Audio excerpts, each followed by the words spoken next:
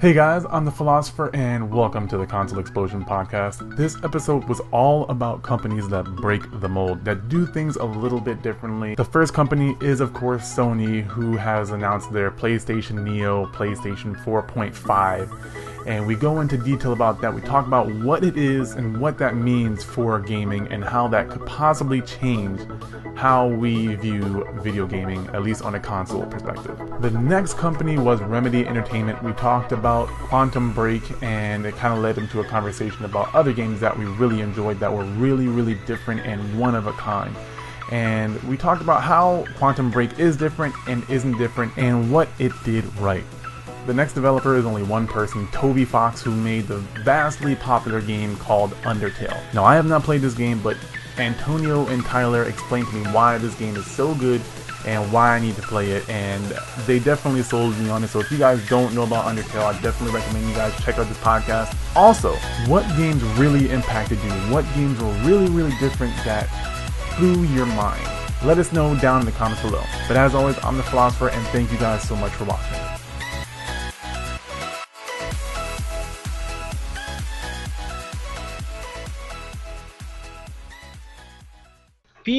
PS4 Neo, it's supposed to be confirmed. I cannot see where Sony is confirming this.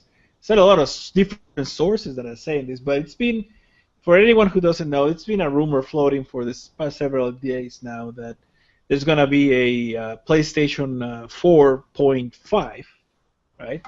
Which is supposed to have a little bit of better specs, trying to catch up for the 4K craze. But now there's a lot of people confirming the actual specs, which is, first of all, it's going to have a bump in CPU speed from 1.6 gigahertz to 2.1.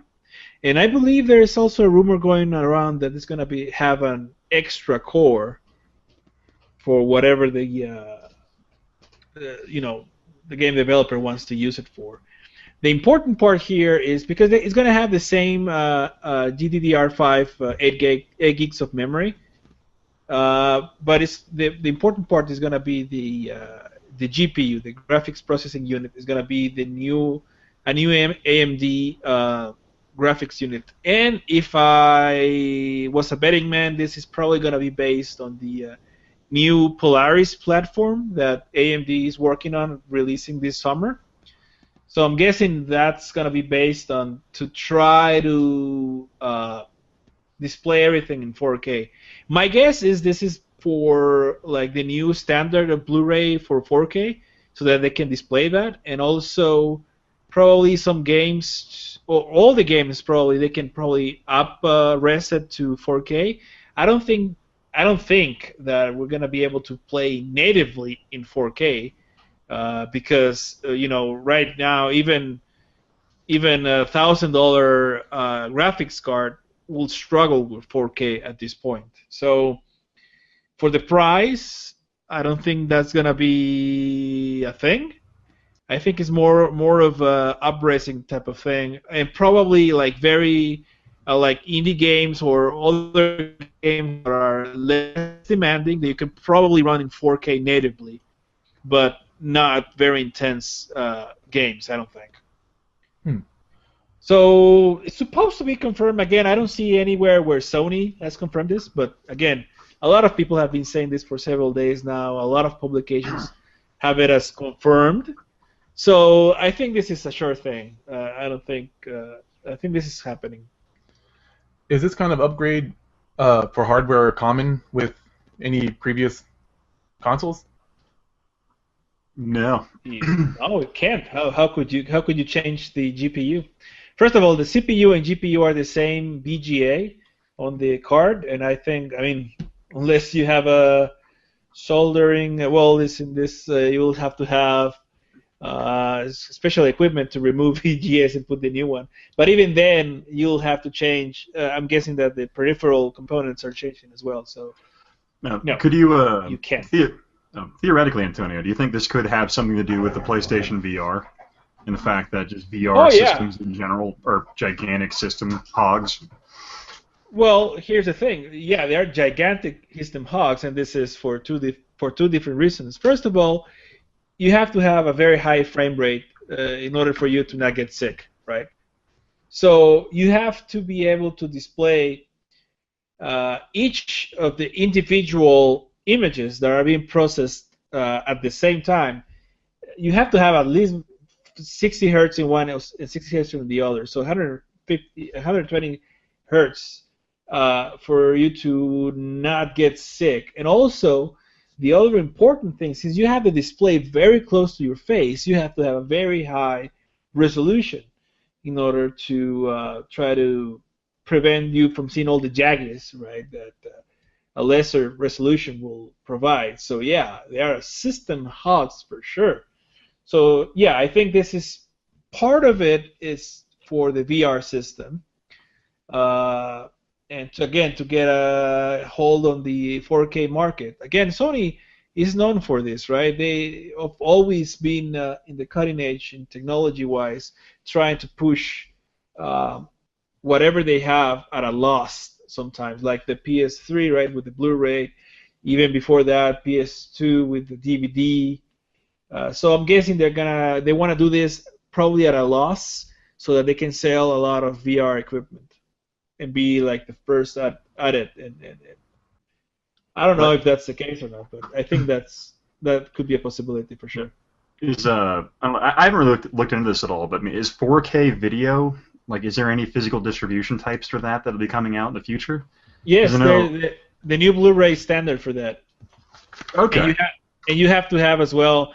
Again, I think it's 2.1 HDMI output as well, which is a different thing as well. You have to have the hardware for that, and also, even the cables are changing for that. So. Well, I guess it does make sense considering that, like what you were saying is that what's made Sony successful in the future is the fact that they kind of future-proof their systems to go along with the different media types that were coming out to make their system almost like a competitive, like, for example, the PS2 is competitively priced DVD player. PS3 was a Blu-ray player. PS4 was also a Blu-ray player, but it seems like they're probably just trying to future-proof it for that 4K market that's going to be coming out. Yeah, so I think that's like what a good it is. strategy for them. Yeah. Do you think this could potentially increase the lifespan of the PS4? Well, here's the thing. When the PlayStation 4 came out, it was already outdated. It was already outdated. I mean, this is why, I always thought that the jump between the PS3 and the PS4 was not a big jump. A lot of people argue that it was. I don't think it was, at least for what we can see in practice. In theory, yes. I mean, we have a huge bump in RAM, especially. That's probably the biggest one. But that only allows you to do more stuff more fluently, like be able to move in the UI of the machine while you can play music and do different things. But at the moment of having the games, yes, you can see the difference. But the jump between PS2 and PS3, that was a big jump, right? Mm-hmm. Even the one between PS1 and PS2, that was a freaking big jump. But the one that from PS3 to PS4, I don't see it as such a big jump. Again, a lot of people say, well, you have to wait a little bit to see the true potential, and I agree with that. But now, what's 2 years into it right now? Mm-hmm. Yep. Yeah, by now we should see that already, and I don't think I'm seeing that big of a jump again. So I think this, and why I'm saying that is because when it came out, it was the specs that were already lower to mid-tier PC when they came out. So now it's a low PC specs for the PS4. So it just makes sense, and it just makes sense again that it comes out with what I suspect is going to be the same Polaris platform from the AMD, which is the new one that is coming out this summer. So in that way, they will be relevant when they come out, right? It will be new hardware, new platform when it comes out, and I think that will future-proof it a lot more than when it came originally when it came out. Because I mean, like, what? When's the Nintendo NX coming out? Do we actually have a release date for that? No, not No. yet.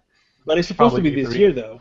Yeah, it seems like it's probably a smart move on their part because the NX had the luxury of coming out later, or will have the luxury of coming out later, so it's going to take advantage of newer hardware, making it more competitive. So and already the freaking the Xbox One's already fallen behind because it was literally not that advanced when it came out, only doing 900p output. And then and the PS4, yeah, like you said, it wasn't that much of a step forward as far as graphically or processor power overall. And the only other thing I can think of in the past that would even come close to releasing an updated version of your console was like the expansion module you could buy for the N64. They gave it like what, slightly more video memory or something along those lines. Whoa, the Sega 32X? What are you talking about? Yeah, true. That was a whole other. That was a gigantic add-on along with the Sega CD adding memory to the system as well. So that's aside from like. That'd be really great if the PS4 had a gigantic like module you could just plug it into that made it more powerful. I would love that for the market. Well, wait, do you want that though? I would buy the shit out of that because how stupid that is. Okay. Think about it, Tyler. This way, you have to buy a whole new system. Oh, I was actually going to buy it anyway because I was actually waiting for a PS4 to come out with a Slim. But since now they're coming out with a upgradable PS4, And they're saying that as well. The existing PS4 games are gonna run much more smoothly. So that's a great add-on as well. I mean, it's just like when you upgrade your PC, and if it costs the same-ish, around the $400, it's probably what it costs you to upgrade a PC, just to upgrade just one part, like your video card. Yeah. If you want a good one, right? That's probably what you will spend anyway. I know nothing about PC parts. Well, I'm telling you, Tyler, that $400 when you want to upgrade a PC is not $400 is not a huge budget for that. It's not. So they're kind of going the PC route, and I think kind of makes sense in a way. Again, to me, it's just more of how it originally came out. It just came out already outdated, and I think it's just this is a much needed, because if we are going back to the 10-year cycles that we had before, 17-year cycle, PC will just, I mean, right now it's crushing the fuck out of them anyways. Imagine if you wait for 5 more years. I don't really know much about console specs or anything, but for what I saw from going from the PS3 to the PS4, there's not really much of a difference from what I can see. Yeah, that's what I'm saying. It's not. Yeah. I've been arguing that since the beginning, and a lot of people will say, "No, you're wrong. I mean, you have to wait." And I get it that you have to wait to get the better stuff, but I honestly don't. It's not gonna be a huge difference. I mean, you can see some difference, especially with a lot of the effects that you can make at the same time. Graphics, that's all I'm seeing, really. To me, it felt like the games are coming out for the PS4. You can pretty much play on the PS3, except the graphics won't be not as good, but that's not really an issue, though. No, graphics is not everything, and it's not even half of it. So. Well, you tell that to those people who think graphics is everything. Those people who think that are stupid. Yeah, I mean, look at Sonic 06. Beautiful CGI. Beautiful CGI, but shitty game. You think maybe that was because of the furry element to it? The what? The furry element to it? Oh no. No, because the reason what really drew me for Sonic 06, no, I don't like the game, but what really caught my attention was the CGI graphics. It reminded me of Final Fantasy, and I always love Final Fantasy's graphics. Mm-hmm. But we get to the gameplay, yeah. But it's shit. Yeah, but. Sorry, back on topic with the PS4 again. Sorry, Tyler. I was trying to ask earlier a while back, but I just wanted to know if if there are any more potential upgrades in the future or possible upgrades for the PS4. Hopefully not. Then this would be ridiculous. No, this will be this probably, if they continue this trend, it's probably just gonna be every 3 or 2 or 3 years. But I think 2 or 3 years they should probably name it PS5 by now. Right. Well, I mean, from a production standpoint, though, I mean, with these systems, you'll reach a certain point where manufacturers stop manufacturing the older chipsets, and it becomes more expensive to manufacture the old type than it would just to redesign and release a new, more advanced model. And considering that, like, weren't sales for this particular generation of consoles kind of down in comparison to past ones? I don't know if they were or not. I haven't really checked, but not for Sony. Yeah, not for Sony, but I think for Xbox and stuff. So I think they have to like consider planned out. What's the word I'm looking here for? Just work into their systems are going to become obsolete faster, and to keep maintaining these older model types, I think is going to become problematic for them. So they just need to start releasing more advanced models every couple of years. Yeah. Yeah, it's just this is all being disrupted by the mobile industry. You know, every year we have newer specs, newer iPhone with newer specs. It's just catching up. It's just catching up really fast. I mean, right now they do like what, 3 PS3 graphics right now they can probably do. So do you think it's going to become a habit? What was that? Do you think it's going to become a habit with consoles, possibly with the Xbox and the Wii, the new NX? I think we're gonna have one more generation of consoles, and that's it. What do you mean? Like it'll just be constant upgrades for it or something? No, well, the thing is that eventually it's not gonna be a model that's gonna be it's not gonna be sustainable. As Ian said, we are buying less and less consoles. People, you know, the newer generations are not buying consoles; they're just content with their iPhones. So I think we will eventually move to a model where everything is in the cloud, and you will have like your TV with whatever app that will connect to the cloud, and that's the way you're gonna play your games. That's interesting. I don't know if I agree with that happening. I don't either, but that's a scary thought. It's not that it's a possibility. It's a possibility. It's a strong possibility. I don't think I don't like it. I mean, if you're asking me if I like it, I don't like it. But if you're asking me that it's not happening, I'm here to tell you that it's going to happen. It's going to happen sooner rather than later, honestly. I don't think, again, we can probably have 2 at most generations, but I think after this one, it's just that's the way it's going to work. Again, the new generations are not buying consoles, are just playing on their iPhones, so that's the way it's gonna be. Yeah, Sony. Yeah, go ahead. Oh, sorry, I just found numbers. So it looks like if you want to compare this generation of console sales to the prior, you had about 20 million Xbox One sold this generation in comparison to 85 million Xbox 360s. Well, this is worldwide. Well, so you have a because, drastic decrease in the number of units sold. Like the PS3 at this point, 86 million PS3s, and right now with the PS4 where they sit, they're sitting at about, let me see if I can find the number here, they're sitting at about 39.8 million units sold. Well, you got to think about this. 360 and the PS3 were a 10-year system. Yeah, true. And, I'm just saying it seems like we're 2 years into that 10 point. I'm just saying it seems like more units sold quicker before, but that's a good point, the 10-year run of it, but yeah.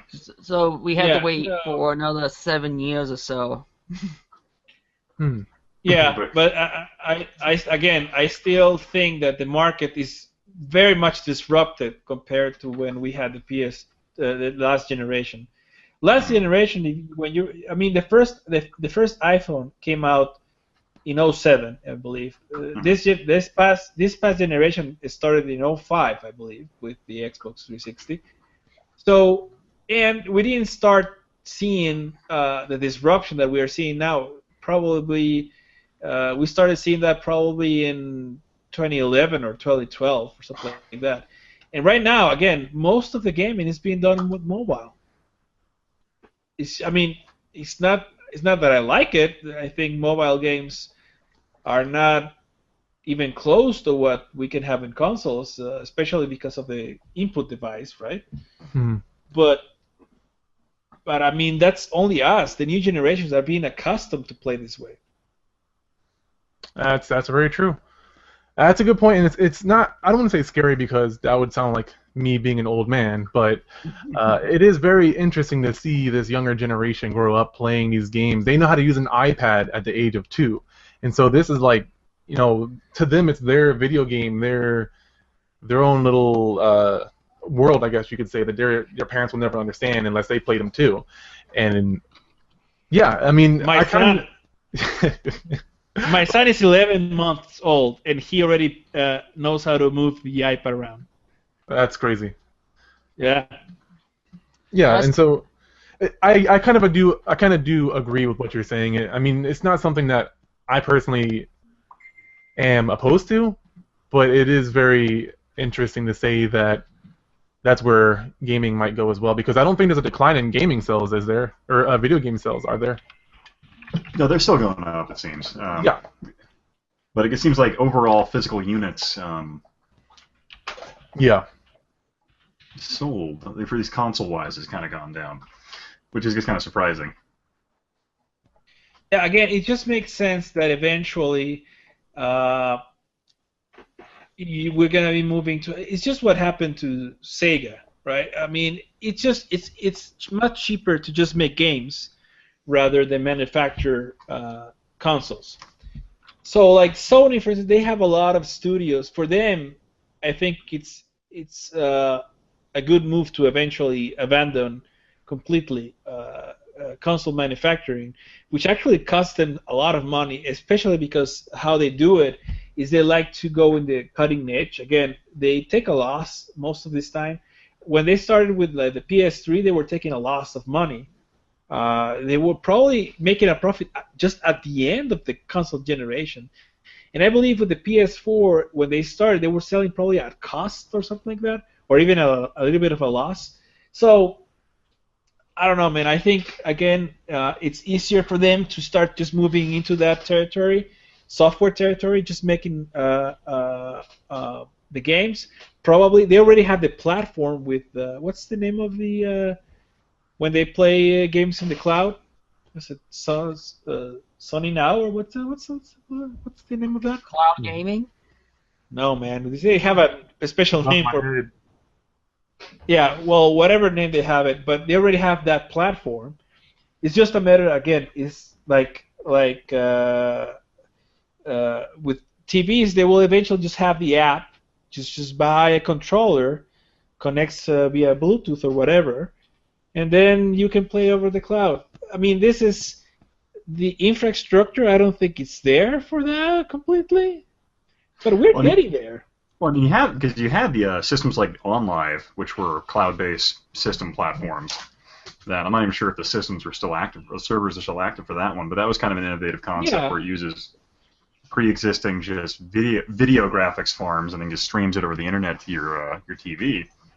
So I mean, it seems like that's probably might be the route they're going to be going to once internet infrastructure catches up, but probably not in the United States for a while, at least not with our broken monopoly of internet companies. But it just it seems like releasing more and more advanced consoles it seems like it's becoming more and more risky for companies like that. And this seems kind of unprecedented to release a newer, more upgraded model of your existing system. I can't recall any other event like this happening before, with the exception of like add-ons to an existing system.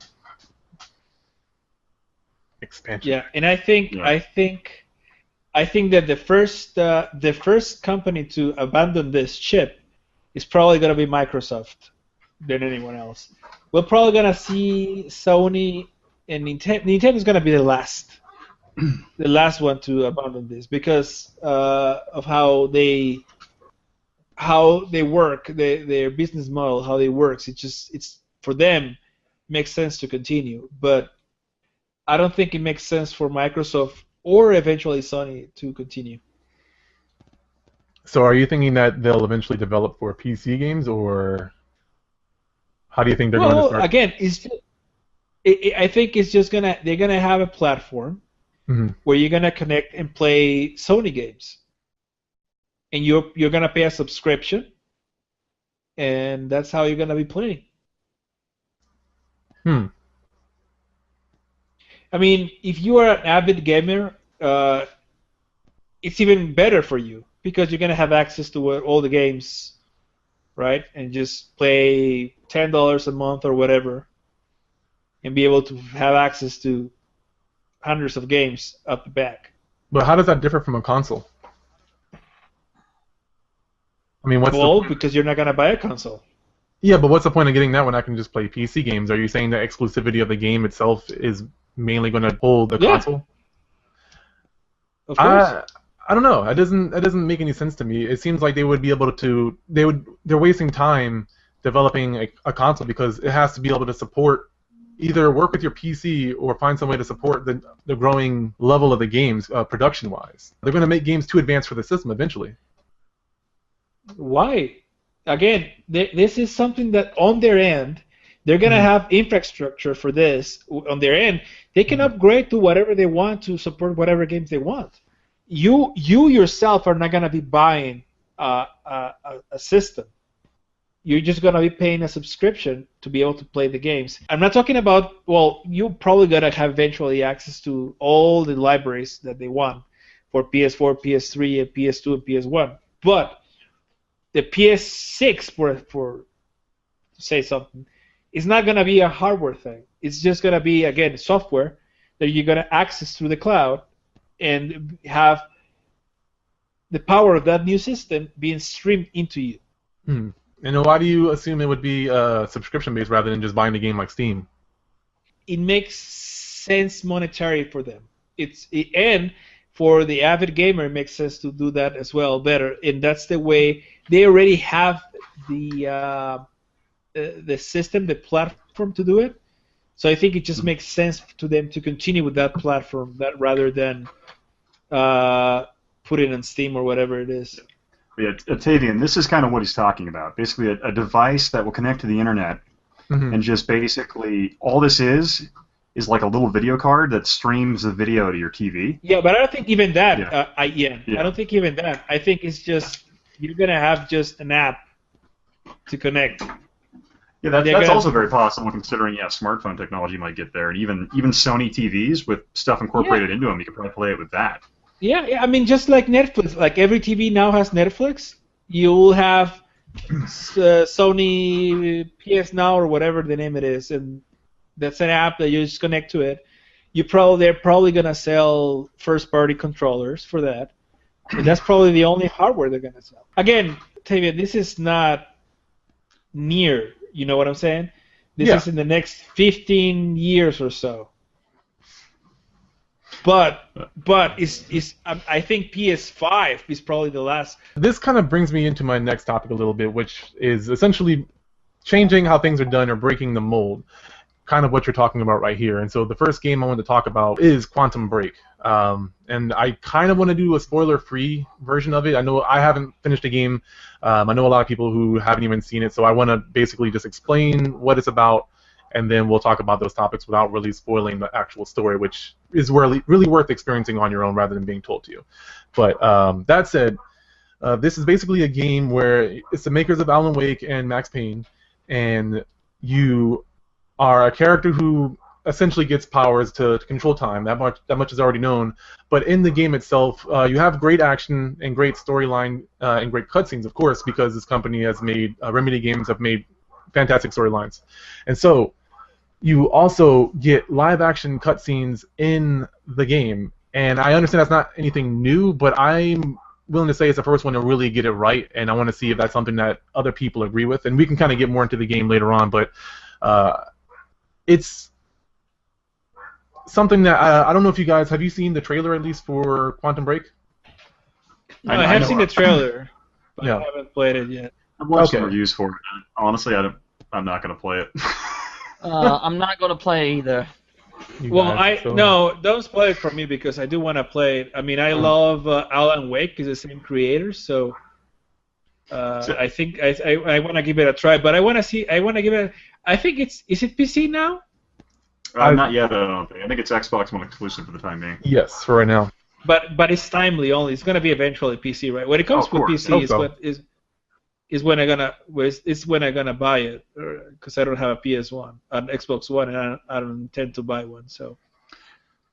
Yeah, the one thing I will say about it, like what's kind of intriguing about it is they have like gameplay, and then after that cause it's like episodic, right?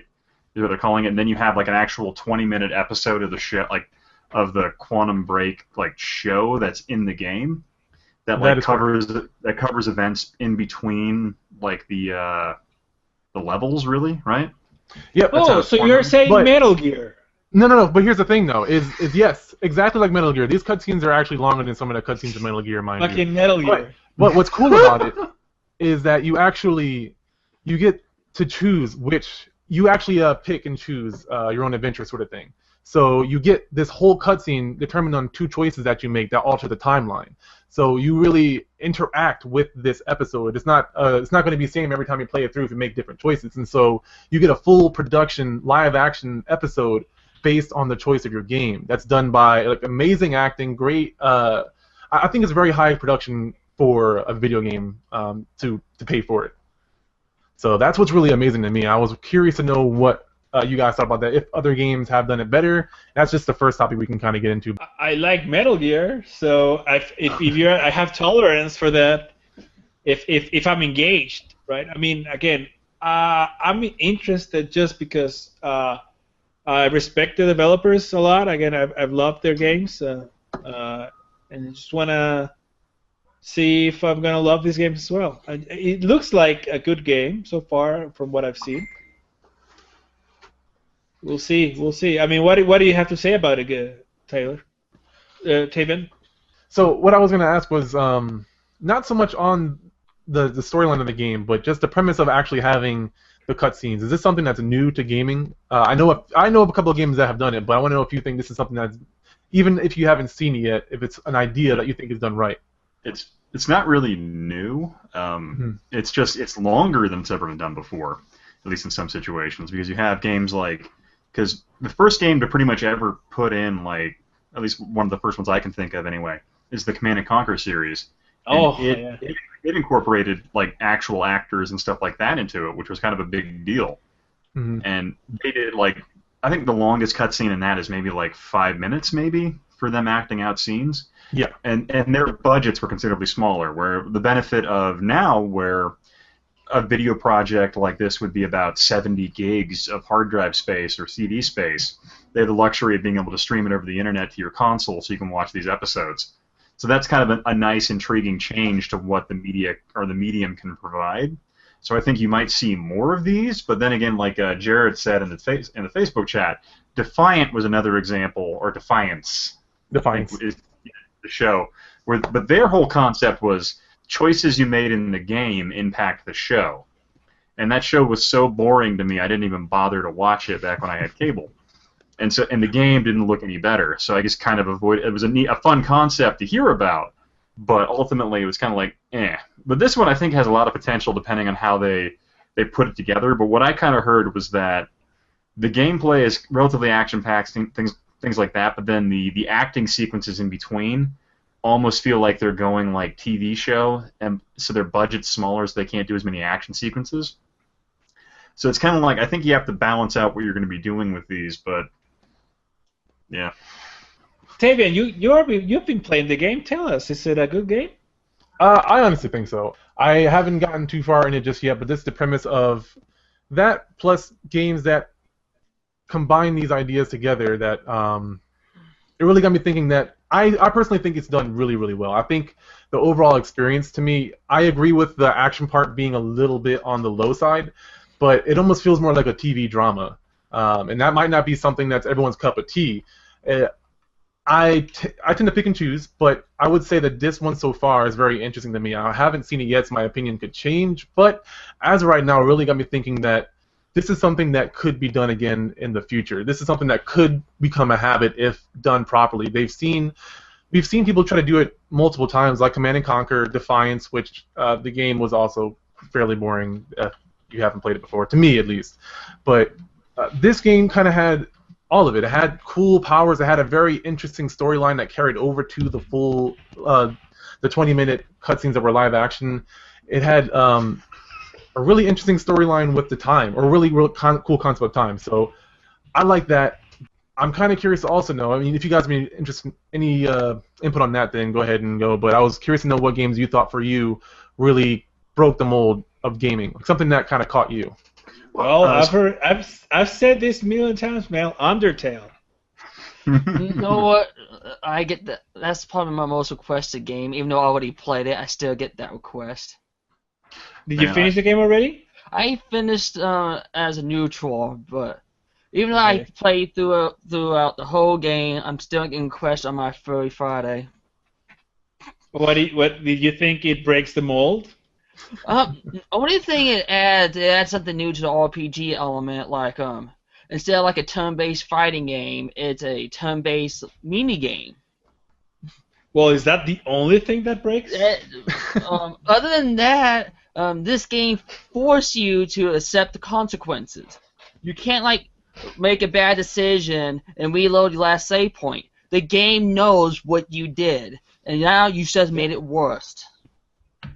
So I guess some things like that, that's really neat. It pisses me off at the same time, though. And what was the name of this? But isn't that great, though?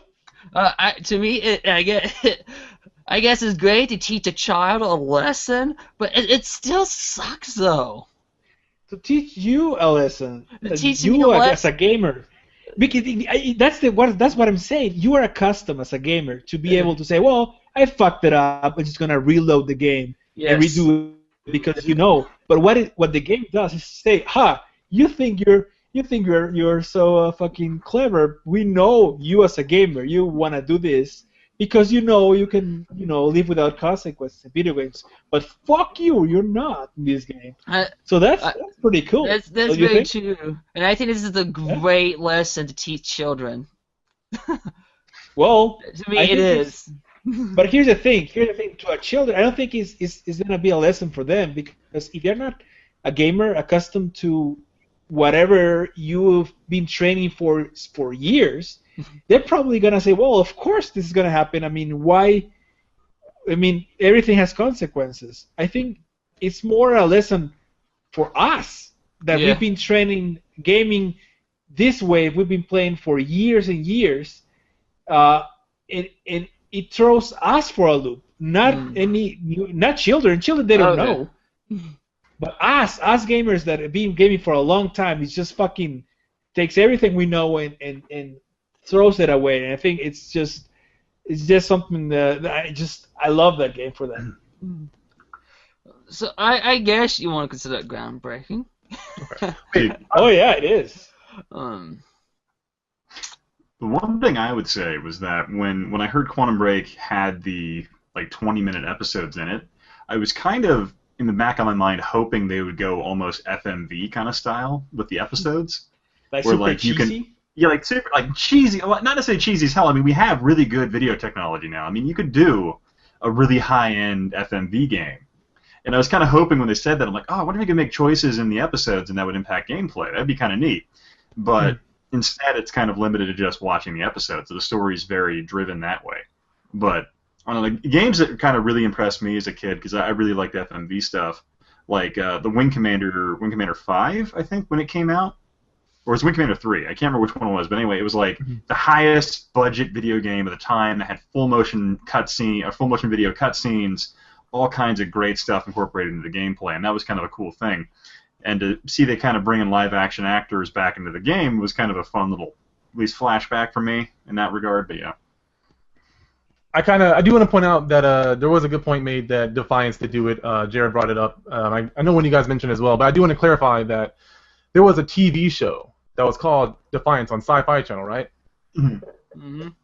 The cutscenes are inside of the game. It's a personal experience. It's you and the TV show sitting there on the couch. It's not you playing the game and then you and a whole bunch of people collectively possibly affecting a TV show on Sci-Fi. It's you sitting there. So I don't think this was the first game to do it. I know that there was Command and Conquer, but there's also this game I felt got it right because it had the right timing, it had the right technology. Command and Conquer, I liked that game as a kid. Red Alert, that one was really fun to me. But this game, definitely, it's not perfect. It's not by any means 100% perfect. I think some of the acting could have been better, but the idea of this excited me. The idea of other people trying to make a game where it incorporates a TV show that's kind of a, you make your own TV show sort of thing. I love Metal Gear because of the cutscenes. I felt like the gameplay was just an reward to get to the cutscenes.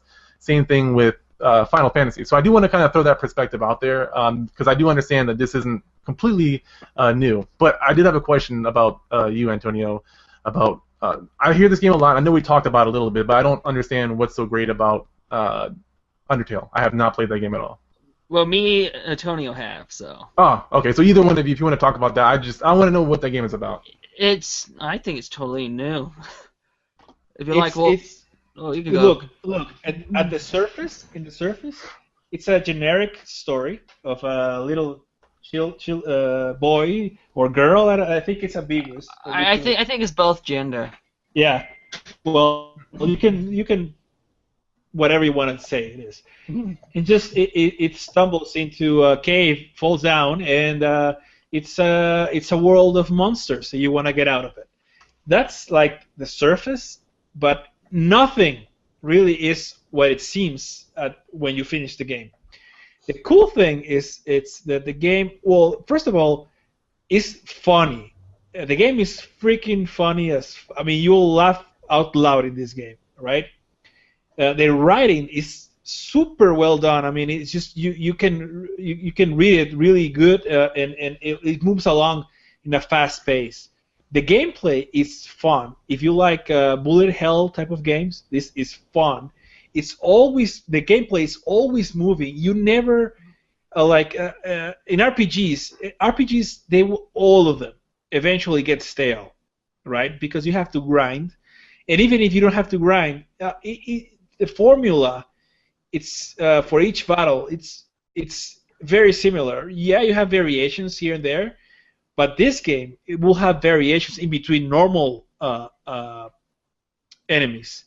Then you can approach it however you want. I mean, if you want to kill the enemy, you can kill it. If you don't, you can actually just talk to the enemy, and eventually both of you guys won't fight, and you will be friends, right? Well, yes.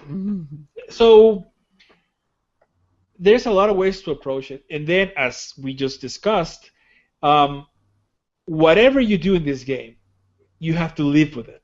Yes. The game will not let you change it, as Tyler did. Dude, there's a character in the game that her name is Toya. She's like the mother. Like a lot of people like to call her the mother. And she was sweet and innocent. And it pains me that I had no clue what to do at this situation. And I just drag on the battle because I'm like, what am I supposed to do? I can't kill her. I don't want to kill her. And I thought maybe I was supposed to kill her. And I kill her. No.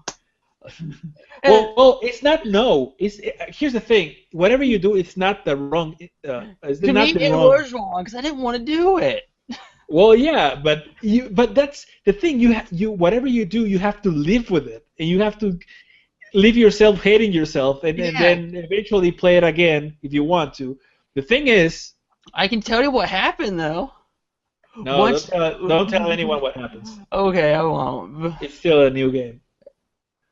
Okay. But the story itself, again, it becomes really interesting as you go along, and again, at the end, everything that you know, at least you think you know of video games. This game, it says no, that's not how it works, right? So that's probably in my opinion, the coolest thing, because we all eventually get sucked into this cycle of what's supposed to be expected of games. You say it's an RPG, and you already have in your mind what it's supposed to be, right? how you're gonna go about it, how things are gonna eventually pan out to be.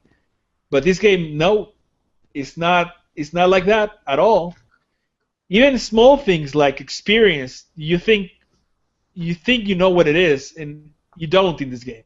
No, So, was it?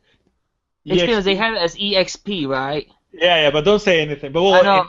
in any case, Okay, it actually means something, but I won't say what it is. yeah. Well, everything changes, right? Everything Yes. changes. So it's again, it's a great game. The writing is really cool. It's a funny game. It's a not only funny but fun game as well. Mm-hmm. And again, it just throws everything out of the window when you least expect it. So I just love the game. Again, if you wanna, I would suggest if you're the first time playing it, play it however you think you wanna play it. Don't look into how can I get this ending? No.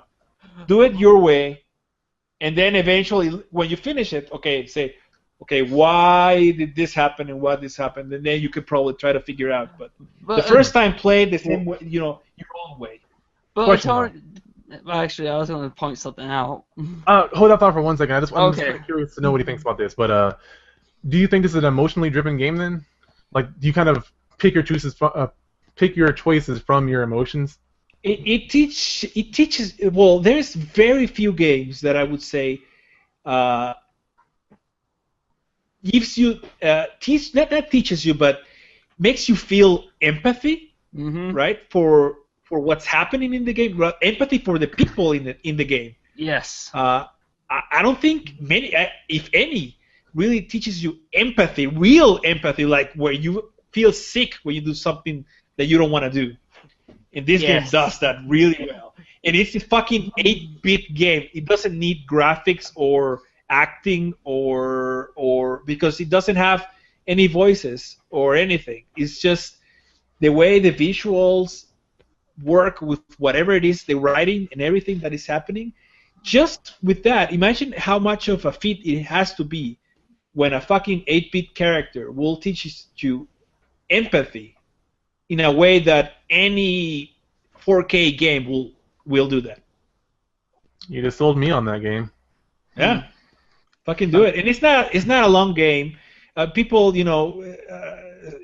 as we get older, games you have less and less time for gaming.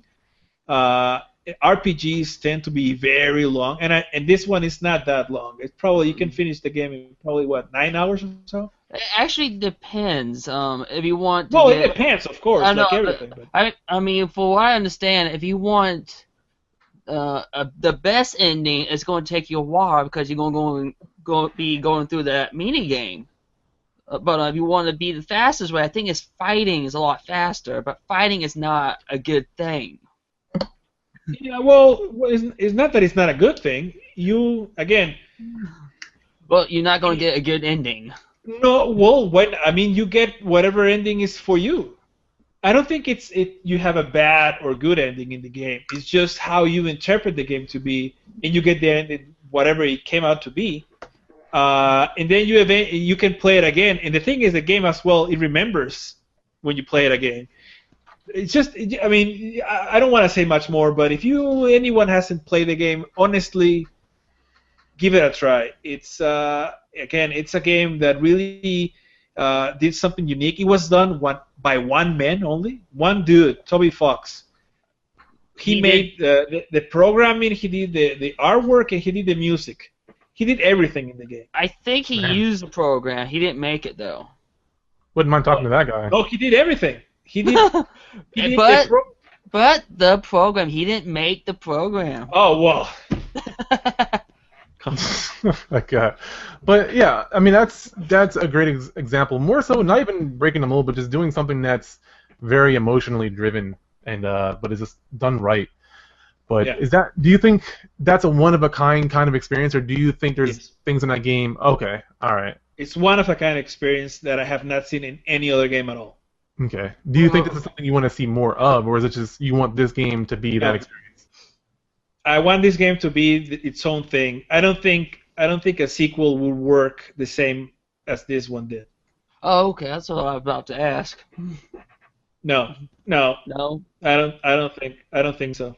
What if he made a whole new game but carry it like the same way? Not a sequel, He maybe made we call it like a spin-off or something?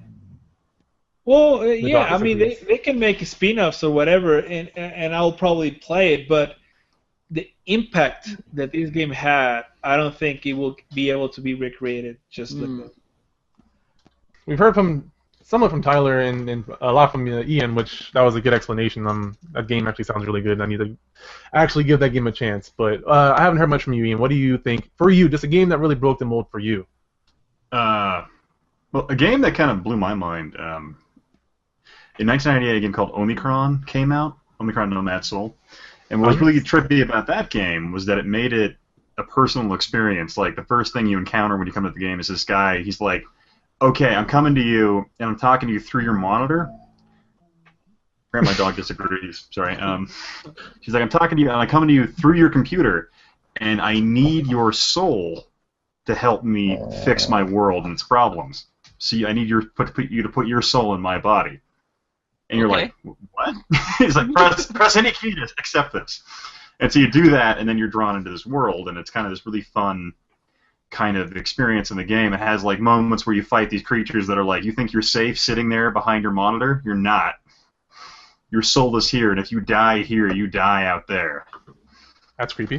So it's kind of a really fun game where it puts together like first-person shooter adventure elements and then like fighting elements too. So it has all these different elements in there, and then it has an open world sandbox effect in it as well.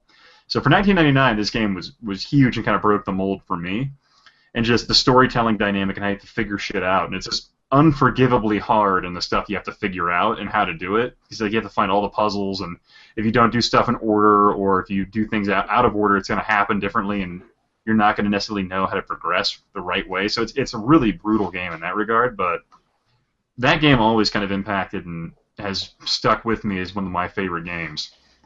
And a game that kind of broke the conventional storytelling mold. That and Indigo Prophecy and Heavy Rain. But then again, these are made by the same company, Quantic Dream, so I kind of always loved their shit.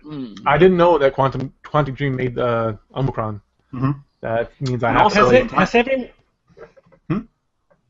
No, I was going to say, has everyone here played Heavy Rain? Oh yeah. No. This is good stuff. I But yeah, I played that game. I remember there are so huge plot holes in that game. because Like- the way the game was designed, it's supposed to different characters can die and the story can come together in different ways because it's an evolving story while you play it. So the ending you get isn't necessarily the ending the ending you're working towards isn't necessarily the ending you're going to get every time. I get it, but there's still a lot of. I believe like one of the characters had problems where. You black out. Yeah, exactly. And then he goes nowhere. He just had those blackouts at first just to make you think that he might be the one who did it. And then no mention of that ever again.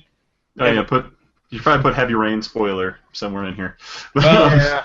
Heavy Rain, it's an old game, right? But then again, also Omicron, the entire soundtrack was done by Ooh. David Bowie. Yeah. Rest in And peace. so that was fucking fantastic. Yeah. They actually did the whole Steam thing for him too and put the game up for free, which is where I got the game from. Yeah, So I have it. Is I that still on- have. is If that you look on on the back wall over there, I still got it right there. Yeah, it was on Steam when David Bowie died. They actually released it for free on was it Steam? It might have been a website. It might not have been Steam. Well, they're giving away Steam keys for it. Yeah, so you can get it. You can buy it on Steam too. Yeah. Yes. I So think it's like $9, I think. I don't know. Worth it. Worth it to me. yeah, I couldn't resist though. But yeah, I almost don't even want to talk about my game because it's gonna take so long. I don't know, Tyler, you wanted to pick another game because you kind of both chose Undertale.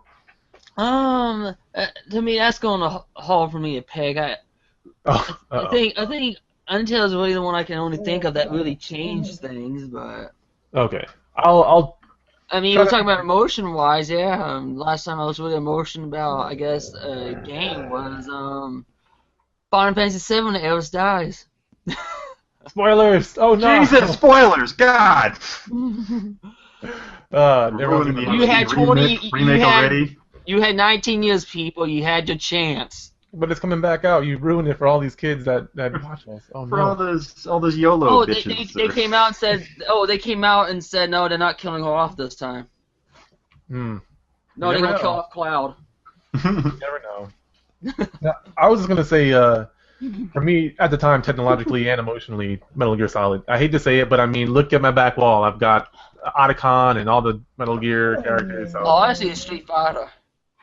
you're fired. But to kind of just briefly, I mean, if you don't know Metal Gear by now, then I mean, shame on you. But to me, the game was the first one that really had just fantastic voice acting. The characters obviously couldn't move at all. Hey, let's zoom in on that. Zoom and enhance. Bam. So Zoom yes, and I have that as well. But yeah, you get this awesome storyline. Like I felt like the gameplay was a reward because the cutscenes were so amazing to me. To me, I feel like a lot of people are afraid or have the wrong idea of what a video game is or can be. I love the idea of having these long, robust storylines inside of a game. It was something that I loved. I could just sit there, put the controller down, and enjoy it. Metal Gear was really the first experience that really did that, but also had challenging gameplay, had things like the character could spot you in the snow. It had its downsides. It had dumb AI, but they tried to make it more realistic. So go figure that out. But the game was just really enjoyable from all ways around. For me at the time, I had not played a game like that. I was playing a lot of shooters or whatever the hell was on PS1 at the time, but not that. And so I never liked stealth games. I was never a patient guy. This game really taught me to think very differently. From the storyline, it taught me to think differently as well, but just the way I thought about a challenge and the way I looked at a game and looked at AI really made me think a lot, and that's what really got me into game development as well. So that game, I could go into talking about that game for hours, but yeah, that was just my main thing, and I feel like there's a lot of games. The company that makes Quantum Break, couldn't think of the game.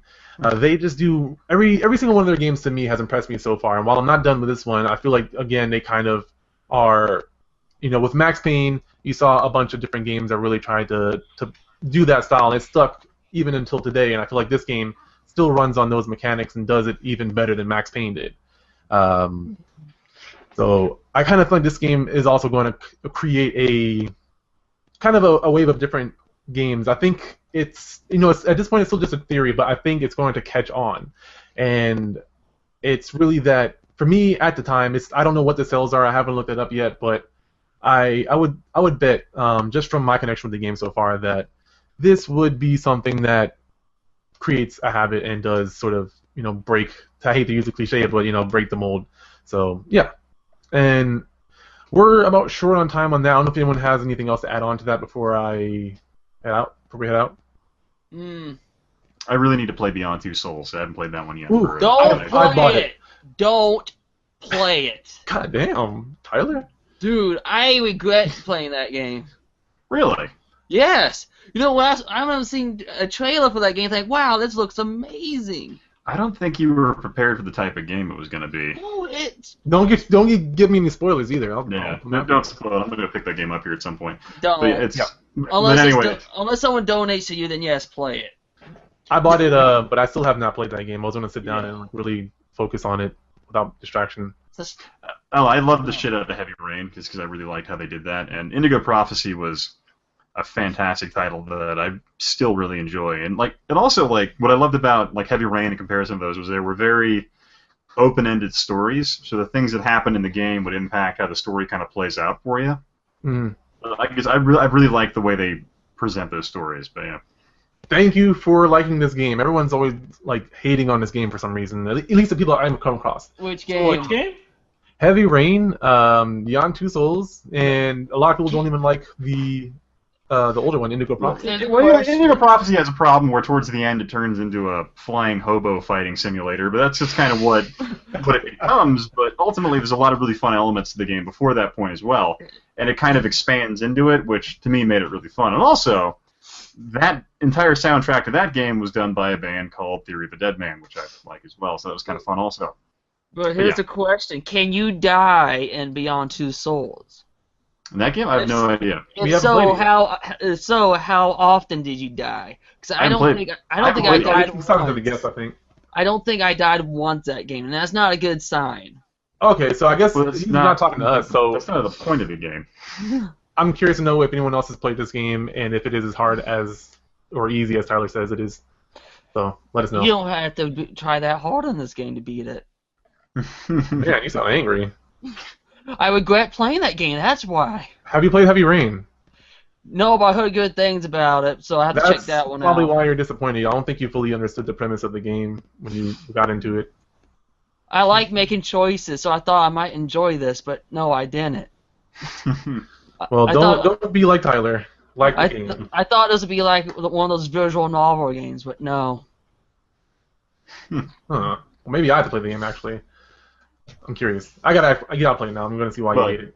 This is an example of another game that kind of breaks conventional narrative structure, so it's kind of a fun element there. It's another game I also like, so that probably makes sense. This is actually a pretty good topic for me, and the first topic was actually really good too. Thank you, Tyler, for bringing that up, by the way. You're welcome. Yeah, thank you, Antonio, for knowing a crap ton about it. Hell yes. Thank you, Antonio. And what? We're knowing a crap ton about the PlayStation. Exactly. Well, it's just reading about in the website. Just reading numbers. Just looking at the screen. Everything was not my opinion. Just reading shit out of it. But I have to say though, like calling it a PlayStation Neo is kind of odd, considering Neo means to bring back. Yeah, well, it's just the Which is company. weird. I don't think that's actually going to be their name. But well, of course not. But I'm saying if they do name it the PlayStation Neo, it's kind of like, why? It sounds cool. One. That's why. Well, it makes no sense. It doesn't have to make sense. As long as the name is cool, people will buy it. I guess PlayStation 1 does. Xbox One doesn't make much sense either, so it's kind of like. It doesn't. I mean, I understand the reason, but the name sucks. Well, think like The Matrix. They have to call it PS4. I never watched The Matrix. We're going to end this show right here. PS4K, man. PS4K. Where can they find you, sir? Well, I'm here at my house if you want to come by. I mean, have some beers. You know, you want to come by? Yeah. Cerveza, yeah. Oh. And if you want, I guess you can watch me on YouTube at Gokado Retro Reviews. Gokado is Gokado. Twitter at Gokadito, Gokadito. And at the Console Xplosion, of course. That needs a little jingle after that presentation. But where can they find you, Ian? You can find me on YouTube as well, Historic Nerd. My website, www.historicnerd.com. Talk to me directly on at Twitter at Historical Nerd. Yeah. You can hear my dog whine more often. All right. And then, Tyler, where can they find you? Well, you can find me on YouTube, the Video Game Hunter 32, or you can type in Hot Anime 32. They'll both take you to the same channel. I also stream every Friday on my YouTube channel called Furry Friday. You also can follow me on Twitter, BGH32, and I'm also on the Console Xplosion. And please check everyone out on that site. Well said, sir. Like you said, yes, check out the ConsoleXplosion.com. We do all kinds of awesome shows. Antonio and Ian here do our weekly wrap-up, which kind of gives you a update on what's going on. And so with that, thank you guys so much. I'm The Philosopher. You can always find me on Facebook.com/Philosopher, YouTube and Twitter at The Philosopher, only difference there. And of course, always on the Console Xplosion. If you guys like this video, please subscribe. Let us know what you thought about the topics down below. You know, like you said, what Tyler asked earlier, and also hit that like button, and share with your friends. So thank you guys so much, and I'll see you later. Button.